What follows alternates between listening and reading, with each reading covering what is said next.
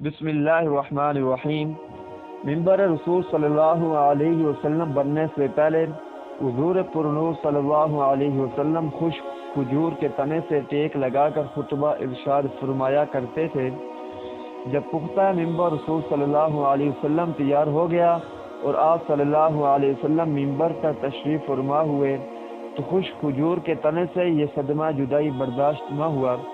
اس نے اس طرح رونا شروع کیا جس طرح چھوٹا بچہ ماں کی جدائی سے سسکیاں لیتے ہوئے روتا ہے۔ مولانا رومی رحمۃ اللہ علیہ فرماتے ہیں کہ خشک کھجور کا تنا جس کا نام استون حنانہ تھا، رسول اللہ صلی اللہ علیہ وسلم کی جدائی سے نالا کر رہا تھا، مثل ارباب عقول کے، یعنی جیسے کہ وہ کوئی انسان ہو۔ اس آواز گریہ سے اصحاب رسول صلی اللہ علیہ وسلم تعجب میں پڑ گئے کہ یہ ستون اپنے پورے حجم اور طول و عرض سے کس طرح رو رہا ہے۔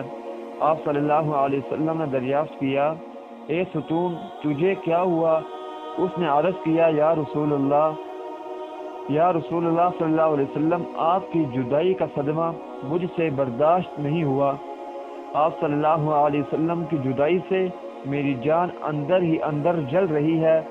اس آتش غم کے ہوتے ہوئے آپ کے فراق میں کیوں نہ آؤ فغاں کروں یا رسول اللہ، آپ ہی تو جان کائنات ہیں۔ آپ پہلے مجھ سے ٹیک لگاتے تھے اور اب مجھ سے الگ ہو گئے ہیں اور میری جگہ دوسرا منبر پسند فرما لیا ہے۔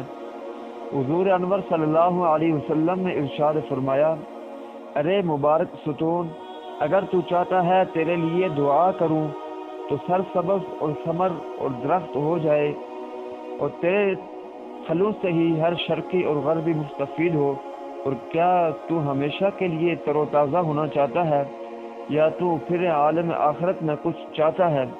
استون حنانہ نے کہا، یا رسول اللہ صلی اللہ علیہ وسلم، میں تو دائمی اور ابدی نعمت چاہتا ہوں۔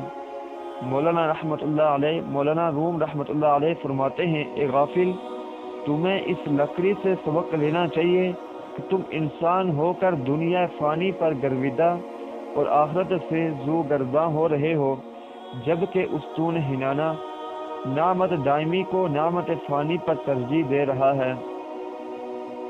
ترجمہ، پھر اس ستون حنانہ کو زمین میں دفن کر دیا گیا تاکہ مثل انسانوں کے روز جزا اس کا حشر ہو۔